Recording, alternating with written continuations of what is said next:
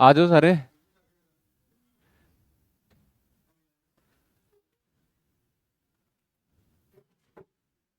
और भी है कोई? इधर आ जा मेरे चरणों में।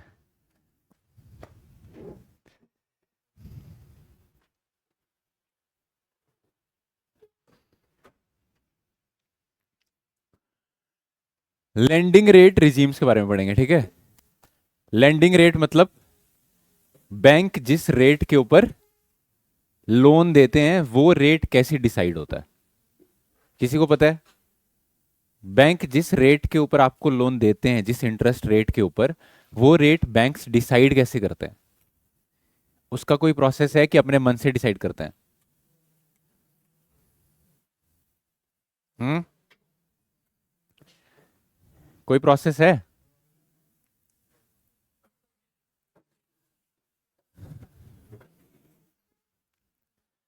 ये हैं आपके बैंक।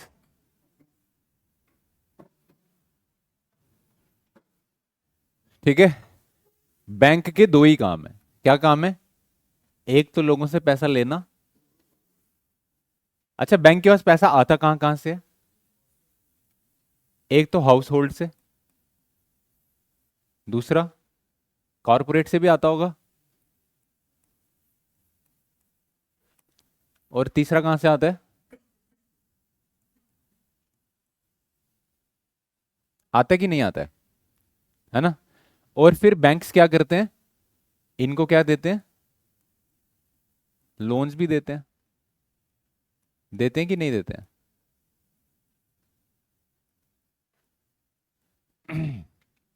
तो ये ट्रांजैक्शंस बैंक की इन सब लोगों के साथ चलती हैं। ठीक है। अब आरबीआई किस रेट पे बैंक को पैसा देगा वो तो आरबीआई डिसाइड करेगा, है ना? कौन सा रेट होता है वो? हाँ, अगर लॉन्ग टर्म है तो बैंक रेट, शॉर्ट टर्म है तो रेपो रेट। ठीक है। क्या किसी ने कुछ और बोला? अच्छा, यहां तो रेपो रेट, ठीक है, या फिर बैंक रेट, जिसके ऊपर आरबीआई जो है वो बैंक को पैसा प्रोवाइड करता है। ठीक है। अब बैंक जो आगे लोन देते हैं वो भी एक इंटरेस्ट रेट चार्ज करते हैं इसके ऊपर, करते हैं ना? तो ये इंटरेस्ट रेट कितना होता है, ये कैसे डिसाइड होता है? बैंक की जितना लोन लिया होगा, फिर इनकम नहीं, उसको क्या बोलेंगे? उसको इनकम थोड़ी बोलेंगे। देखो, लैंडिंग रेट्स को डिसाइड करने के लिए सबसे पहले 1991 से पहले एक लैंडिंग रेट यहां पे हुआ करता था जिसको हम बोलते थे पीएलआर, प्राइम। इसको समझ लेना अच्छे से, बड़ा पेचीदा है ये कंसेप्ट। ठीक है। 1991 से पहले जो लैंडिंग रेट हुआ करता था वो उसको क्या बोलते थे हम? Prime lending rate. ठीक है। सॉरी, 1991 से पहले नहीं, 1991 से पहले तो लैंडिंग रेट कौन फिक्स करता था? गवर्नमेंट। 1991 से पहले कौन फिक्स करता था? गवर्नमेंट। ठीक है, गवर्नमेंट जितना बोलेगी, क्योंकि सारे बैंक्स मैक्सिमम कैसे थे? पब्लिक सेक्टर बैंक्स ही थे। ठीक है। और सारे नेशनलाइज थे मैक्सिमम बैंक्स, तो गवर्नमेंट डिसाइड करती थी कितना क्या होगा। जब फिर एलपीजी रिफॉर्म्स आ गए उसके बाद क्या बोला गया? अब बैंक्स को इंडिपेंडेंस दी गई। ठीक है। तो बैंक्स को बोला गया कि आप क्या करो, आप जो है अपना लैंडिंग रेट अपने हिसाब से डिसाइड करो। ठीक है। उस रेट को क्या बोला जाने लगा? Prime lending rate. अब ये प्राइम लैंडिंग रेट बेसिकली था क्या कि बैंक जो है, बैंक के कुछ प्राइम कस्टमर्स होते हैं। ठीक है। प्राइम कस्टमर्स कौन से होते हैं बैंक के? जो बैंक को अच्छा बिजनेस लाके देते हैं। ठीक है। बैंक में पैसा जमा कर रहे हैं, टाइम टू टाइम लोन ले रहे हैं, टाइम पे पैसा वापस भी कर रहे हैं, ऐसे कस्टमर्स को बैंक क्या बोलता है? Prime customers. और ऐसे कस्टमर्स को बैंक कभी खोना नहीं चाहता। तो ऐसे कस्टमर्स को बैंक क्या करेगा? कम इंटरेस्ट पे लोन देगा कि ज्यादा इंटरेस्ट पे? कम इंटरेस्ट पे। ठीक है। तो जो अपने प्राइम कस्टमर्स को वो लोन जिस इंटरेस्ट रेट पे दे रहा है उस इंटरेस्ट रेट को हमने क्या बोल दिया? Prime lending rate. अब इससे हो क्या रहा है? इससे एक लिमिट सेट हो जाएगी कि भाई इससे नीचे आप किसी को लोन, अब हर एक बैंक को क्या करना है? अपना प्राइम लैंडिंग रेट सेट करना है। आप अपने हिसाब से सेट करो। जितना आपको ठीक लगता है, अपना सब कॉस्टिंग कुस्टिंग निकाल के जितना आपको ठीक लगता है उतना आप सेट कर दो, पर एक बार आपने सेट कर दिया फिर आप उससे नीचे किसी को लोन नहीं दोगे। ठीक है, ताकि थोड़ी ट्रांसपेरेंसी रहे सिस्टम में। ठीक है, तो ये इसको क्या बोला हमने, प्राइम लैंडिंग रेट बोला। अच्छा, इसके इसमें प्रॉब्लम क्या आने लगी, इसमें प्रॉब्लम बड़ी सारी प्रॉब्लम है। क्या प्रॉब्लम्स है? एक तो ये कि ये प्राइम लैंडिंग रेट से नीचे भी बैंक्स लोन देने लगे, कि कोई कस्टमर आ गया बड़ा इंपॉर्टेंट, बड़ी बहुत बड़ी डील लेके आया, उसको प्राइम से भी नीचे लोन दे दिया। ठीक है, दूसरा सबसे बड़ी प्रॉब्लम क्या है, हम जो मॉनेटरी पॉलिसी पढ़ते हैं, तो मॉनेटरी पॉलिसी में हम पढ़ते हैं कि भाई आरबीआई क्या करता है, हमारे देश में मनी सप्लाई को कंट्रोल करता है, और वो करता कैसे है, बैंक के थ्रू। ठीक है, तो मॉनेटरी पॉलिसी में जो भी चेंजेस होते हैं वो बैंक के थ्रू आगे ट्रांसफर होते हैं, तभी तो उसका इंपैक्ट होता है। इस प्रोसेस को हम बोलते हैं मॉनेटरी ट्रांजैक्शन। ठीक है, कि मॉनेटरी पॉलिसी जो आई है, ठीक है, चाहे रेपो रेट बढ़ा है कम हुआ है, बैंक रेट बढ़ा है कम हुआ, जो भी चेंज किया है उसका इफेक्ट जो है वो कहां भी दिखेगा, बैंकिंग में भी दिखेगा।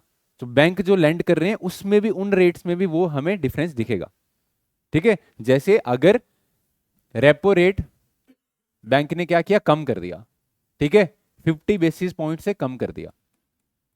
ठीक है, और बैंक जो लोन्स दे रहे हैं आगे हाउस होल्ड को या कॉर्पोरेट को, इन्होंने उसको सिर्फ 5 बेसिस पॉइंट से ही कम किया, तो हम बोलेंगे कि ये इफेक्टिव ट्रांसमिशन नहीं हुआ मॉनेटरी पॉलिसी का, क्योंकि वहां तो 50 बेसिस पॉइंट से हमने कम किया, और यहां पे कितना दिख रहा है हमें, सिर्फ 5। तो क्या ये इफेक्टिव ट्रांसमिशन है? नहीं है। इफेक्टिव कब होगा, कम से कम 30-40 तो करो, तो हम मानेंगे कि इफेक्टिव ट्रांसमिशन हो रहा है। जितना आरबीआई बोल रहा है, आरबीआई जितना अपने से सोच रहा है कि इतना कम करेंगे तो इकोनॉमी में भी उसका इफेक्ट दिखेगा। ठीक है, अब यहां पे तो बैंक खुद सेट कर रहा है, ठीक है, तो यहां पे तो ट्रांसमिशन दिखेगा ही नहीं। ठीक है, तो आरबीआई ने बोला कि भाई ऐसे तो नहीं चलेगा, तो इन्होंने इसको चेंज किया। इन्होंने बोला कि हम एक नया रेट लाएंगे जिसको बोला बेस रेट रिजीम। ठीक है, और बेस रेट रिजीम में क्या बोला कि भाई देखो, जो भी बैंक्स को लेंडिंग करनी है लोगों को, उनको जो अपना रेट डिफाइन करना है वो 4 चीजों को ध्यान में रख के डिफाइन करें। कितनी चीजों को? 4 चीजों को ध्यान में रखें। कौन कौन सी हैं 4 चीजें? वो सबसे पहले है कॉस्ट ऑफ फंड्स। ठीक है, दूसरा क्या है, margin profit, profit margin, profit margin. तीसरा क्या है, एक्सपेंसेस, जो भी इनके एक्सपेंसेस आ रहे हैं, ठीक है, ऑपरेटिंग एक्सपेंसेस इनको हम बोलते हैं।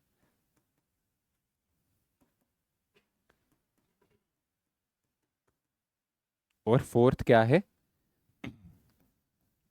नेगेटिव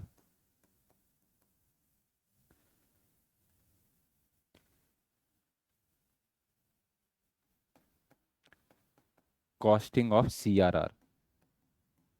अब ये 4 चीजों को आपको समझना है।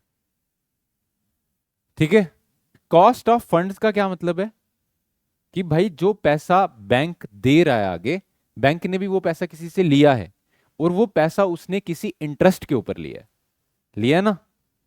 ठीक है, तो मैंने आपको बोला बैंक 3 तरीकों से लेता है, या तो हाउस होल्ड से लेगा, या कॉर्पोरेट से लेगा, या फिर आरबीआई से लेगा, और तीनों अलग अलग इंटरेस्ट रेट चार्ज करते हैं इससे। जैसे आपकी एफडी का इंटरेस्ट रेट अलग होगा, ठीक है, कॉर्पोरेट जो एफडीज करेंगे उनका इंटरेस्ट रेट अलग होगा, और आरबीआई में, आरबीआई जो इसको पैसा देगा उसका वो रेपो रेट होगा या फिर बैंक रेट होगा। ठीक है, तो जितना भी इसको पैसा मिल रहा है उसकी कॉस्टिंग निकालनी होगी। कॉस्टिंग मतलब उसके ऊपर कितना खर्चा आ रहा है। जैसे 100 रुपया इसने लिया, अगर उसके ऊपर 8 रुपए इसका खर्चा आ रहा है, मतलब 8 रुपए का इंटरेस्ट दे रहा है, तो कॉस्ट ऑफ फंड्स कितनी आ जाएगी, 8 रुपए। ठीक है, तो यहां से क्या निकालेगा, ये अपना कॉस्ट ऑफ फंड्स निकालेगा। दूसरा क्या निकालेगा यहां से, प्रॉफिट। अब बैंक काम कर रहा है तो अपने प्रॉफिट के लिए कर रहा है ना, ठीक है, तो जो उसने प्रॉफिट कहां से कमाना है, आगे जो लोन्स देगा उसी पे तो प्रॉफिट कमाएगा। ठीक है, तो उसने बोला कि भाई मैं अपना कुछ प्रॉफिट भी रखूंगा, तो कुछ परसेंट यहां पे प्रॉफिट रख लिया। ठीक है, तीसरा, अब बैंक्स की कुछ ऑपरेटिंग कॉस्ट भी तो आती है, बैंक काम कर रहा है उसकी ऑपरेटिंग कॉस्ट नहीं आएगी, खर्चे हैं ना बैंक के, ठीक है, स्टेशनरी का खर्चा है और कितने खर्चे हैं, वो सब किस में आ जाएगा, उसका ऑपरेटिंग कॉस्ट में आ जाएगा। ठीक है। उसके बाद ये नेगेटिव क्या है, नेगेटिव सीआरआर क्या है। अब बैंक को क्या करना होता है, सीआरआर मेंटेन करना होता है। क्या करना होता है, सीआरआर मेंटेन करना होता है ना। सीआरआर क्या होता है, क्या होती है कैश रिजर्व रेशो, जो आरबीआई के पास उसको कैश में रखना होता है ना। जैसे 4% है अभी, तो अगर इसके पास 100 करोड़ आया तो 4 करोड़ इसको किस पे रखना है, आरबीआई के पास। अब जैसे इसको मान लो किसी कारपोरेट सेक्टर से किसी बंदे ने 100 करोड़ यहाँ पे बैंक में एफडी कर दी, 100 करोड़ की एफडी कर दी। अब उस 100 करोड़ की एफडी पे उसको इंटरेस्ट मिलेगा, मिलेगा कि नहीं मिलेगा, मिलेगा ना। बैंक के पास कितना आया, 100 करोड़, उस 100 करोड़ में से 4 करोड़ बैंक को कहां देना पड़ेगा, आरबीआई को। अच्छा, क्या जो कैश रिजर्व रेशो होती है उसके ऊपर बैंक को कोई इंटरेस्ट मिलता है, कुछ नहीं मिलता। वो तो पैसा क्या चला गया, फिक्स हो गया उधर, उसका कुछ मिल रहा है उसको, नहीं मिल रहा। अब इसके पास लेंडिंग करने के लिए कितना पैसा बचा 100 करोड़ में से, 96 करोड़। तो ये 100 करोड़ में से इसने वैसे तो 100 करोड़ पे पैसा कमाना था, पर अब कितने पे कमा रहा है, पर इसको इंटरेस्ट देना जो है वो कितने पे देना है, 100 पे देना है। समझ रहे हो, मतलब 100 करोड़ लिया, इंटरेस्ट 100 पे देना है, पर जिस पे कमा रहा है वो कितने पे कमा रहा है, 96 करोड़ पे। तो 4 करोड़ पे जो इसने कमाना था वो क्या हो गया, इसका नुकसान हुआ ना। तो वो जो नुकसान है उसको हम क्या बोलेंगे, नेगेटिव कॉस्टिंग ऑफ सीआरआर। ठीक है, कि सीआरआर की वजह से क्या नुकसान हो रहा है हमें। ठीक है, अगर ये सीआरआर नहीं होता तो वो 4 करोड़ भी इसने लैंड किया होता कहीं पे, उसके ऊपर इंटरेस्ट कमा रहा होता। ठीक है, अब वो नहीं कमा रहा, तो वो भी इंक्लूड करेगा ये। ठीक है, तो ये सारा इसका इस इन सब चीजों को मद्देनजर रख के एक रेट बनाएगा। इसको क्या बोला, बेस रेट। अच्छा, यही रेट के ऊपर लैंड नहीं कर देगा, इसके ऊपर एक और चीज ऐड होगी जिसको बोलते हैं स्प्रेड। क्या बोलते हैं, स्प्रेड। स्प्रेड मतलब इसके बाद जो आप रिस्क को देख के आप अपना इंटरेस्ट रेट बढ़ाओ। फिर एक तो बेस, मान लो इन सबको मिला के आपके पास बन गया 8%। ठीक है, अब आप देखो कि आप जो है किसको लैंडिंग कर रहे हो। अगर आपको प्रायोरिटी सेक्टर को करनी है तो फिर आप ये स्प्रेड को कम कर दो। अगर आपको कहीं पे रिस्की लोन है, कहीं पे ज़्यादा रिस्क है, वहां पे आपने करना है तो ज़्यादा कर दो। तो ठीक है, उसके बाद ये स्प्रेड होता है 1-2% का, वेरी करते किसको आप लैंड कर रहे हो उसके ऊपर। ठीक है, अब इसमें क्या प्रॉब्लम थी, ये बेस रेट चल रहा था काफ़ी टाइम से, 2015-16 तक हमारे यहाँ पे यही बेस रेट चल रहा था। बैंक्स जो है लेंडिंग किस पे ऊपर करते थे, बेस रेट के ऊपर करते थे। जैसे आपने कल पढ़ा कि जो स्मॉल बैंक्स हैं वो किसके ऊपर लैंडिंग करते हैं, इसी बेस रेट के ऊपर लैंडिंग करते हैं वो। ठीक है, अब इसमें प्रॉब्लम क्या आ रही थी, 2015-16 के बाद हमने इसको भी क्या कर दिया, चेंज कर दिया। ठीक है, अब जो है इसके बाद नया रेट कौन सा आया, यहां तक समझ में आ रहा है। ठीक है, इसके बाद नया रेट आया एमसीएलआर। एमसीएलआर क्या है, marginal cost based lending rate. क्या है, marginal cost based lending rate. इसमें अगर यहां तक समझ आया अब आगे प्रॉब्लम नहीं आएगी।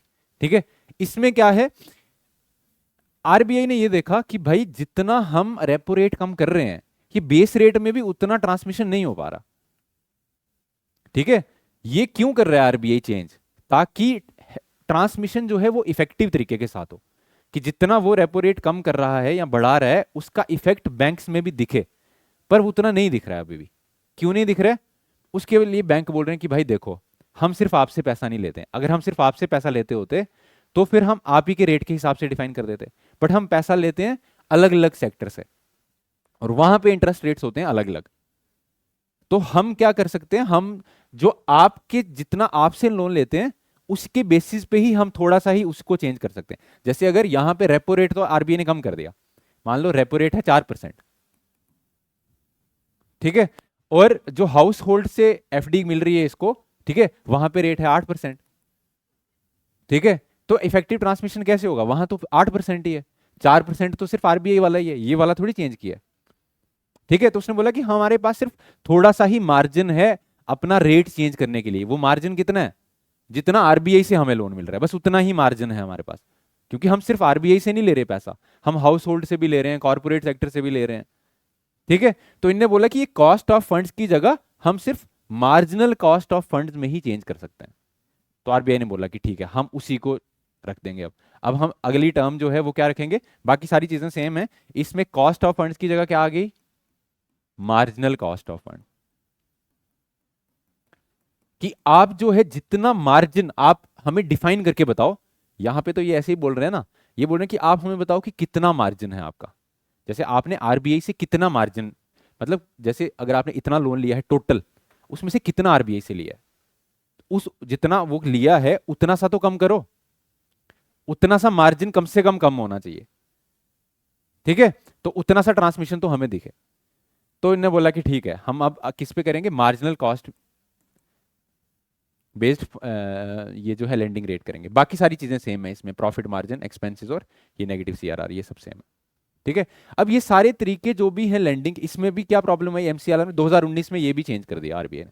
आरबीआई ने बोला कि भाई अब जो है एमसीएलआर के साथ भी नहीं हो रहा है, अब हम एक्सटर्नल बेंचमार्किंग करेंगे।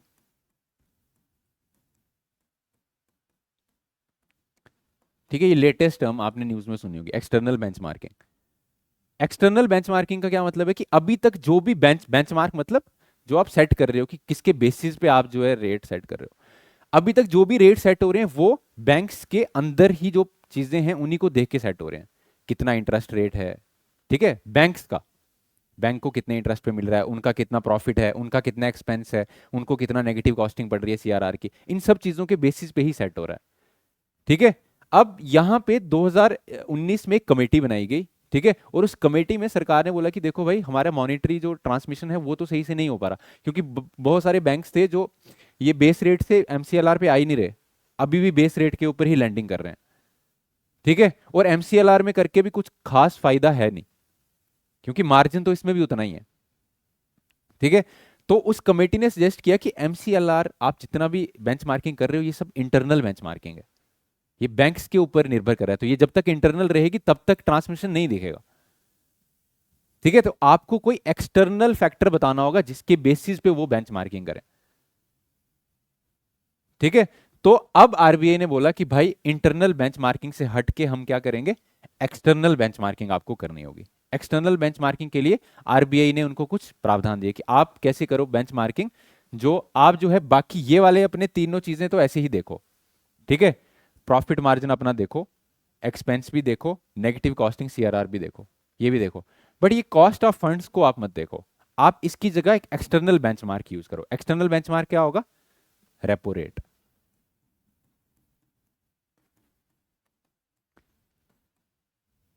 ठीक है, ये क्यों किया जा रहा है कि यहां पहले जो ट्रांसमिशन हमें दिख रहा था वो सिर्फ मार्जिन पे ही ट्रांसमिशन दिख रहा था।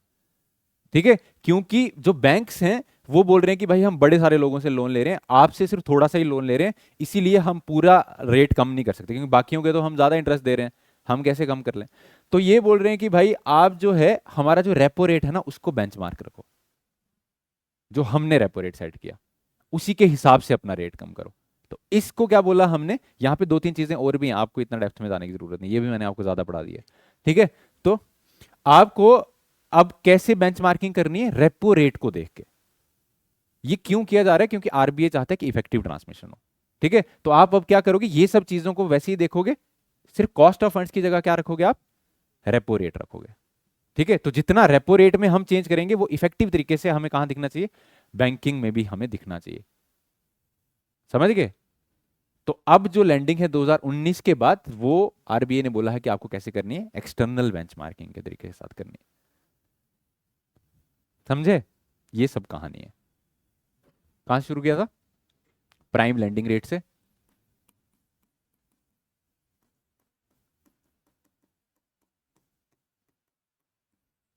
ठीक है, base rate regime, MCLR and external benchmarking.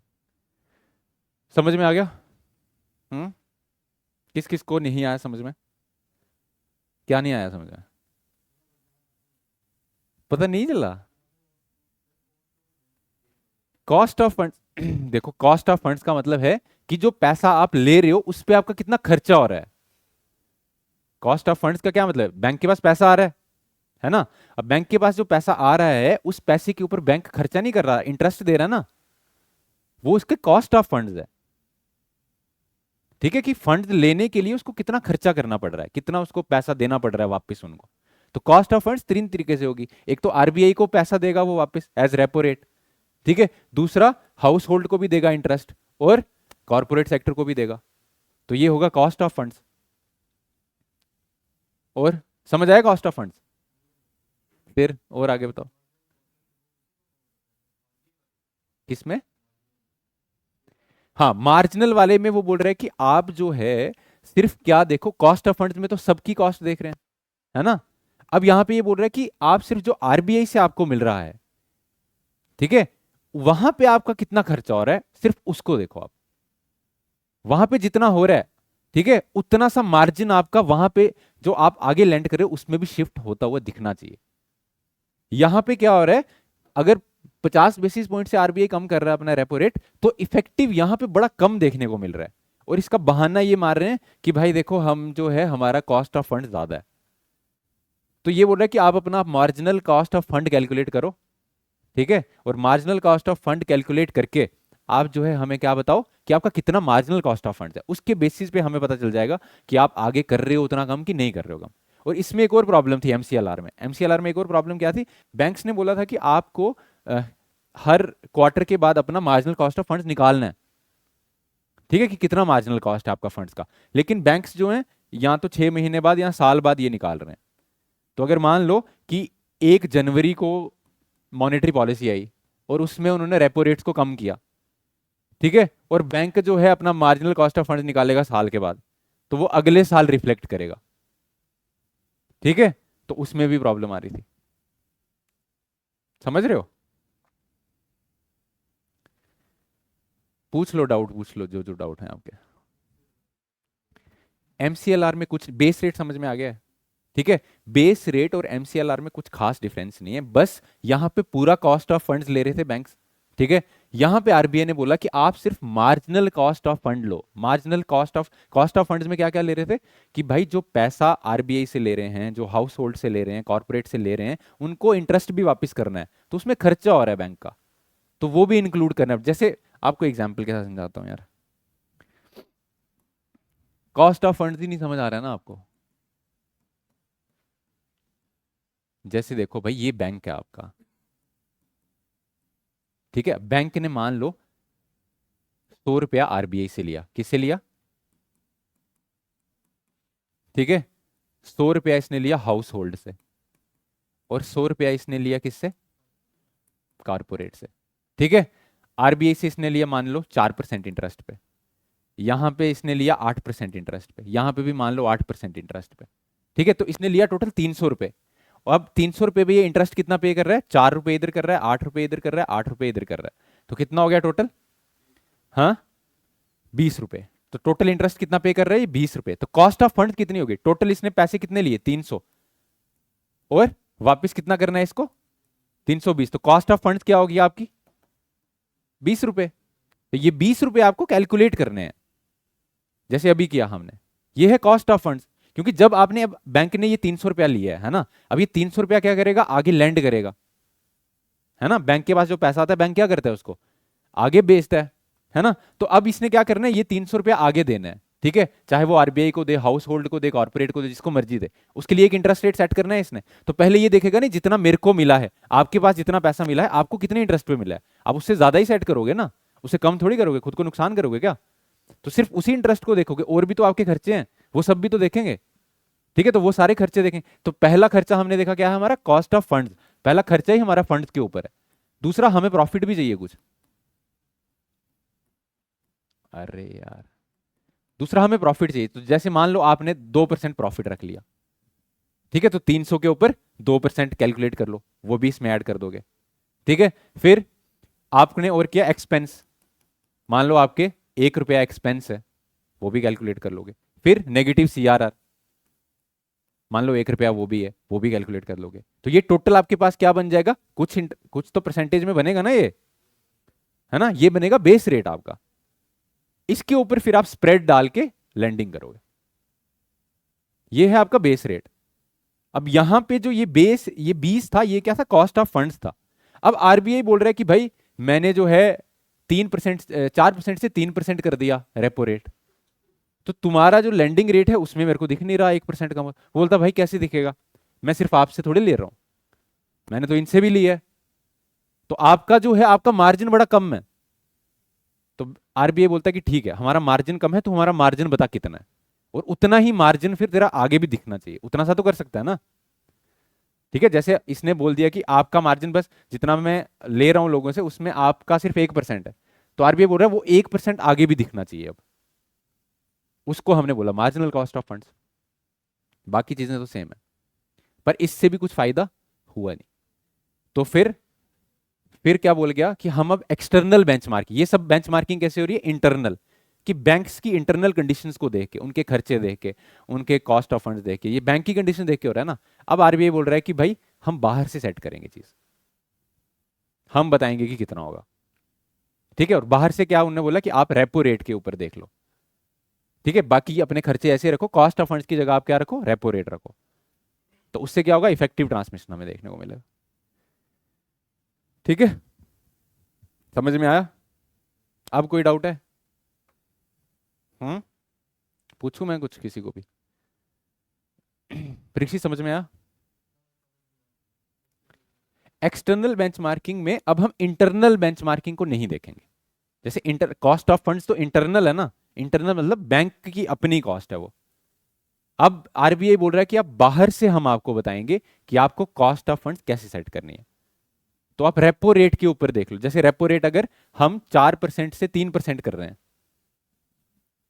ठीक है, तो आप उसको बेंचमार्क रखो अपना, कि आपके लेंडिंग रेट में भी उतने परसेंट का फर्क आना चाहिए, उतने बेसिस पॉइंट का फर्क आना चाहिए। सिर्फ रेपो रेट नहीं, उसमें दो तीन चीजें और भी रखी हुई हैं कि टी बिल्स के ऊपर 180 दिन की यील्ड, 360 दिन की यील्ड कितनी है। उतना सब आपको करने की जरूरत नहीं, आप बस ये समझो कि एक्सटर्नल बेंचमार्किंग में अब कॉस्ट ऑफ फंड्स की जगह एक्सटर्नल तरीके से हम देखेंगे, ताकि इफेक्टिव ट्रांसमिशन हो। ठीक है, मुझे नहीं लगता कि जेकेएसएसबी इतना आपसे पूछेगी कुछ भी। ठीक है, आप बस ये इतना सा पूछ सकती है कि अभी लैंडिंग किस पे होती है, बस ये इतना ही पूछ सकते हैं वो आपसे। वो आप बता देना एक्सटर्नल बेंचमार्किंग से होती है अब। ठीक है, 2015-16 तक होती थी बेस रेट से, 2015-16 से 2019 तक एमसीएलआर से, और अब एक्सटर्नल बेंचमार्किंग से। ठीक है, समझ गए? ठीक है, पिछला वाला ये बना लो, इसमें कुछ लिखवाऊंगा नहीं मैं आपको।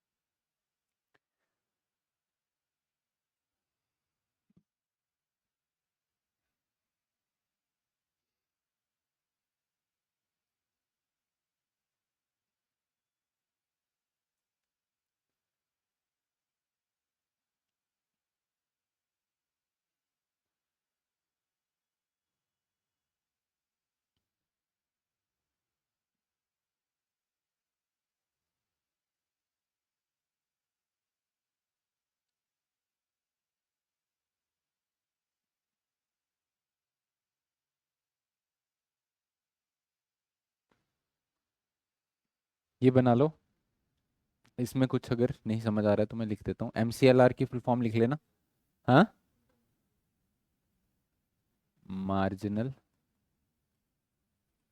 कॉस्ट बेस्ड, एलआर जहां पे भी होगा लैंडिंग रेट है वो। ठीक है, देखो ये चार फैक्टर्स जो हैं बीआरआर में लिख लेना, इनको एक्सप्लेन भी कर लेना कि ये क्या है। बेस रेट रिजीम,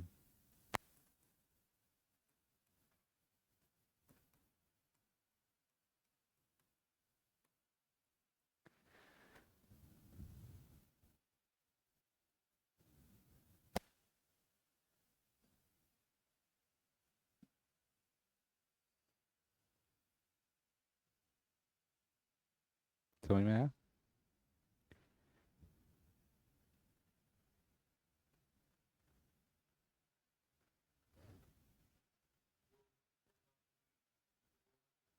कौन सा?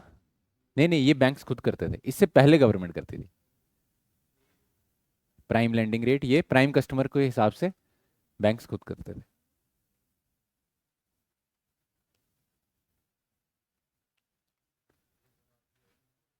हाँ, आरबीआई एक्ट में मेंशन नहीं है, आरबीआई की गाइडलाइन, जब आरबीआई लैंडिंग रेट को सेट करती है तो अलग अलग टाइम पे अलग अलग गाइडलाइन निकालती है।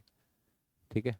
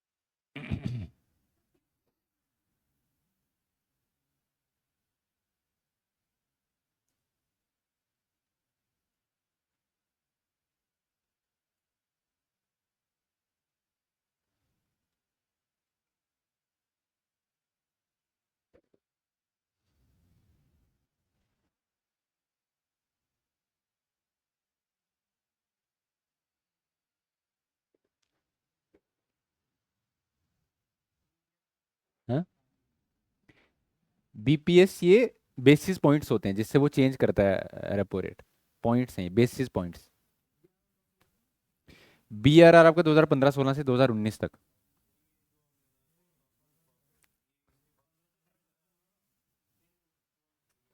हाँ हाँ, नहीं नहीं, बीआरआर, हाँ हाँ, बीआरआर 2015-16 से पहले, एमसीएलआर 2015-16 से लेके 2019 तक। हाँ, क्या बोल रहे हो? हाँ हाँ, स्प्रेड में कि अलग अलग रिस्क के बेसिस पे कि किस सेक्टर को आप लोन दे रहे हो उसके बेसिस पे आप परसेंटेज चेंज कर सकते हो। ठीक है, 1-2%, जैसे आप अगर प्रायोरिटी सेक्टर में लैंडिंग कर रहे हो। ठीक। हाँ हाँ, स्प्रेड छोड़ो यार इतना, जेकेएसएसबी वालों को पता ही नहीं होगा स्प्रेड होता क्या है।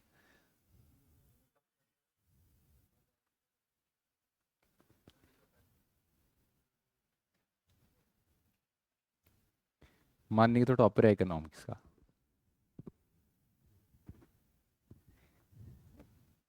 तुक्के ठीक हो गए हैं क्या?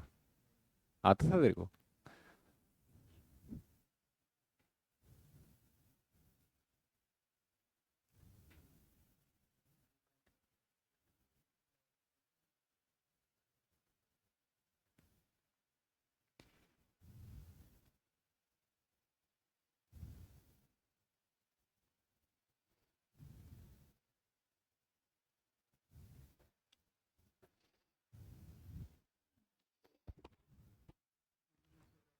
हम्म।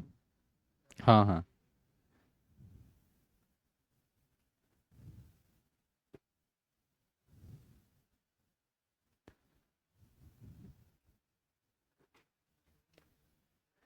इससे पहले बेस रेट भी है ना, बेस रेट भी लिख लो। अच्छा, ये लिख लिया बेस रेट, एमसीएलआर भी लिख लिया। ये भी लिख लो, prime prime lending rate, PLR. ये इससे पहले, बीआरआर से पहले।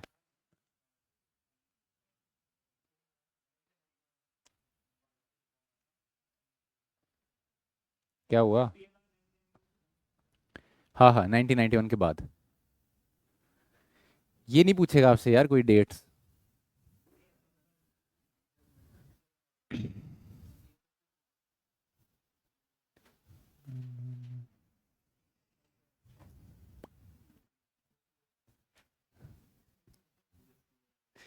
कल छुट्टी चाहिए क्या आपको? नहीं यार, चर्च जाना है, यहाँ पे ही मना लेंगे। नेक्स्ट हेडिंग लिखो, कॉल मनी और मनी एट शॉर्ट नोटिस। ये लिख लिया सब?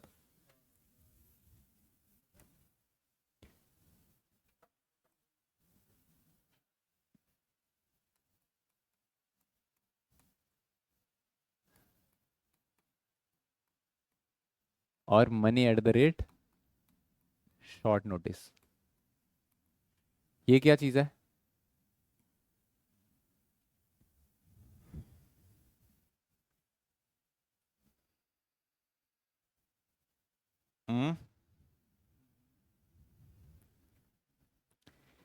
कॉल मनी बेसिकली वो इंटरेस्ट रेट है जिसके ऊपर बैंक्स एक दूसरे से लैंडिंग करते हैं। ठीक है। वैसे बैंक्स जो हैं उनको पैसा लेना होता है तो आरबीआई से लेते हैं, लोगों से मिलता है उनको पैसा। लेकिन बैंक्स एक दूसरे के साथ भी ट्रांजैक्शंस कर सकते हैं। ठीक है। तो शॉर्ट पीरियड के लिए जो एक दूसरे के साथ ट्रांजैक्शंस करते हैं जिस रेट के ऊपर, उसको हम क्या बोलते हैं? Money at the rate short notice और फिर कॉल मनी। ठीक है, इसमें लिखो it implies it implies bank transactions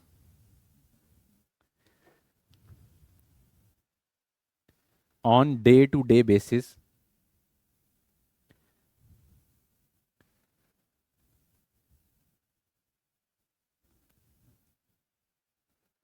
with other banks with other banks. For example, for example, a bank short of funds, a bank short of funds on a particular day, funds on a particular day is borrowing from other bank, is borrowing from other bank which has surplus amount, जिसके पास ज्यादा पैसे हैं, which has surplus amount.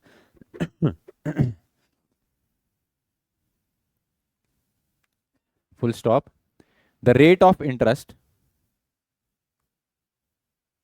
the rate of interest, हाँ हाँ, the rate of interest on this borrowing and lending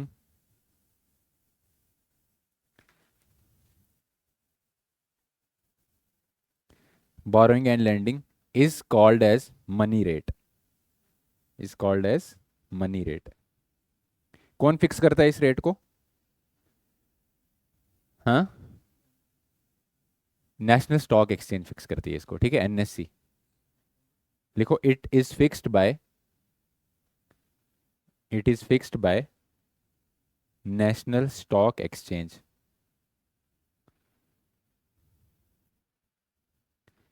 NSE.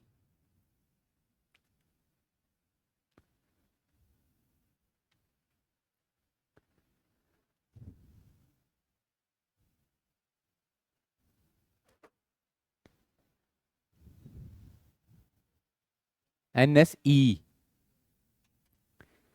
ठीक है, बस काफी है आज के लिए इतना सा।